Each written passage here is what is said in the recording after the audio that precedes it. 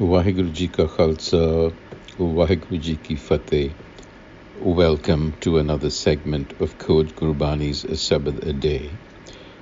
Our recitation is the 7th slok and pauri from Bavan Akhri, Mahalla Panjwa, composition of the 5th Nanak. And the recitation. Slok Avat Hukam Binas Hukam, a pin na koi, avan jana tah mitai, nanak jeh man soi. Pauri eo ji bahut garb vasse, moh magan meet joan fasse.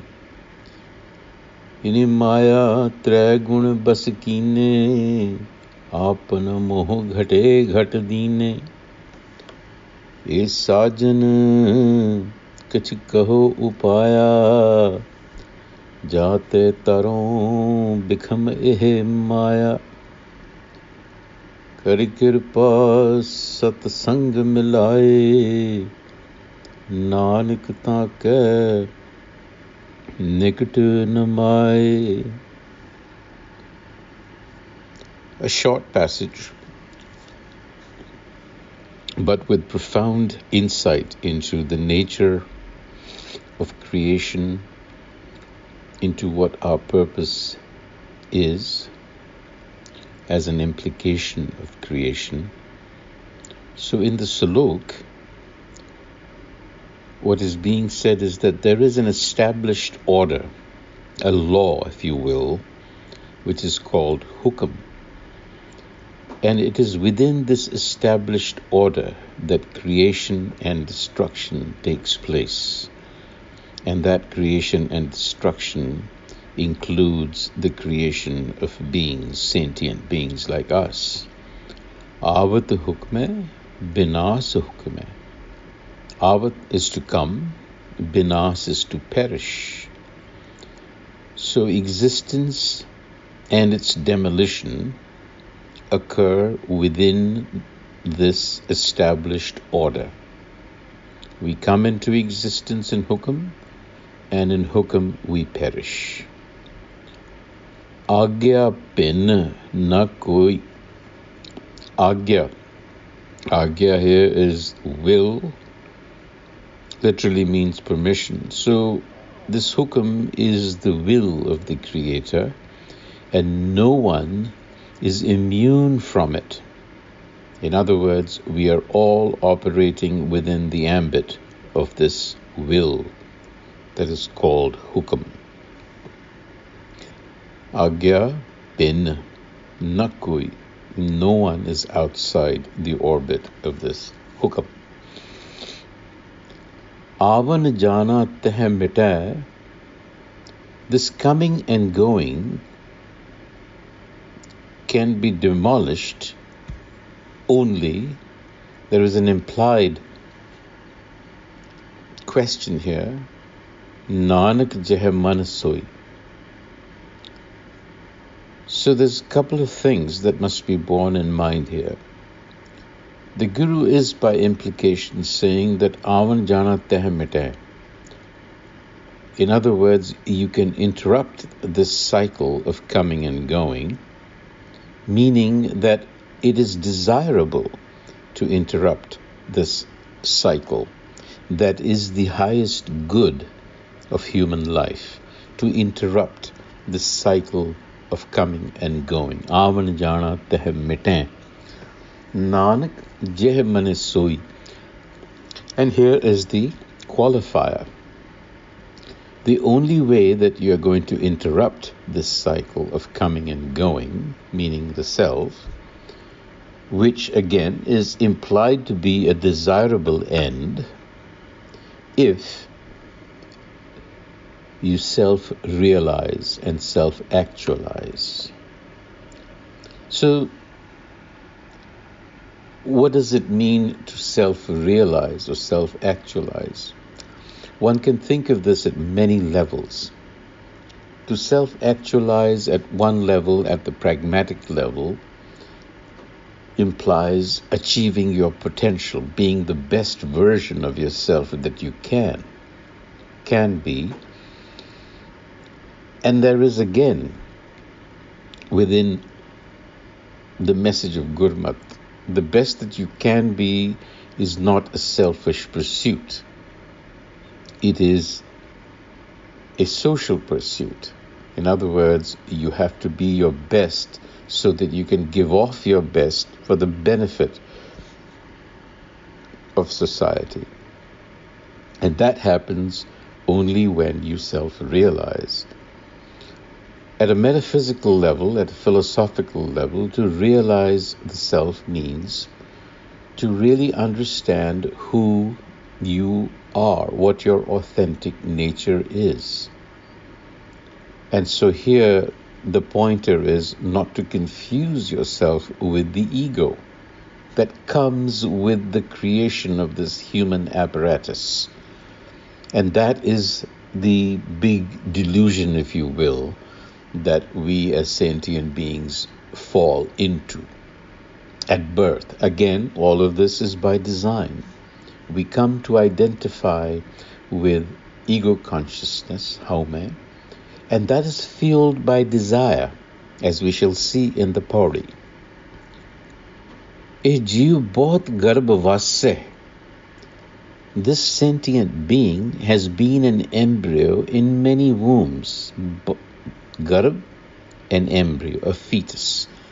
A jeev bahut garbhavas se, meaning it has been an embryo many times over. That suggests this cycle of coming and going. But moh magan meet jo nahi phase, it gets stuck in this cycle of going through multiple wombs. It gets stuck, phase, jo nahi phase. Why? Moh magan meet, because it succumbs to the temptation of desire. Keep that thought in mind. So the sentient being has been an embryo in many wombs, but it endures, it chooses to endure the pain of repeated births because it succumbs to the sweet temptation of desire and wishes to repeat those desires over and again. And that causes the creation of a human structure in order to fulfill those desires. So at some level, we are really responsible through what we do and don't do to create our reality. So desire is that energy that is created by Maya. Maya is the creative force of the Creator. We refer to it as Prakriti and erroneously as nature, which it is, but it is more than that. So desire is the energy that this creative matrix produces, and it does so through its three primary qualities. In Maya Tragunik Basikine. The three primary qualities we have often spoken about: Sattva, Rajo, Tamo, inertia, balance, and action. Desire. Desire is fueled by these qualities. They come to control and infuse every mind. Hapanamo ghate ghat, in every mind. Dinne. So you see the picture.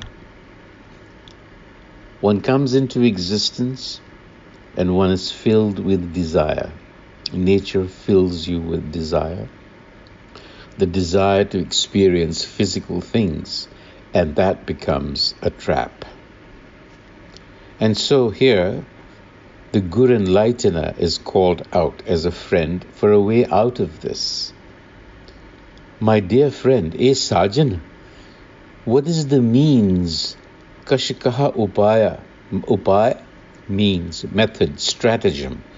What is the means by which the dreadful ocean of Maya can be crossed? Jate taro become Maya, this dreadful and difficult. And we know that life has been referred to in Gurmat as a dreadful ocean, an ocean of fear, Bhavsagar, and so on. In other words, life is difficult to navigate, and the Guru is saying, what is the way? How do I do this? And the response is enlightened association. Enlightened association. Kari kirpa sat sanga milai. That is a matter of good fortune. If you can find the association of enlightened beings, then you will be blessed with Guru wisdom, which will become your compass, which will steer you safely away from the dangerous tides of Maya, again, worldly existence. Taake nikatana Maya. So in here is the implication that life is to be navigated with the compass of Guru wisdom, or our vision as we go through life should not stem from the constricted ego, but rather through the lens of a universal consciousness.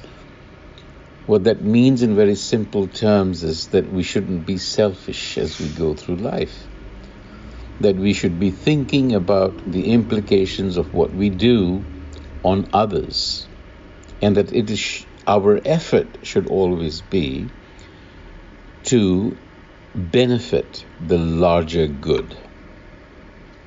So, at the level of our existence, we need to clean our lens of perception. We need to really change the way we perceive the world, the way we look at the world. That really is interrupting this cycle of coming and going. On that note, Waheguru Ji Ka Khalsa, Waheguru Ji Ki Fateh.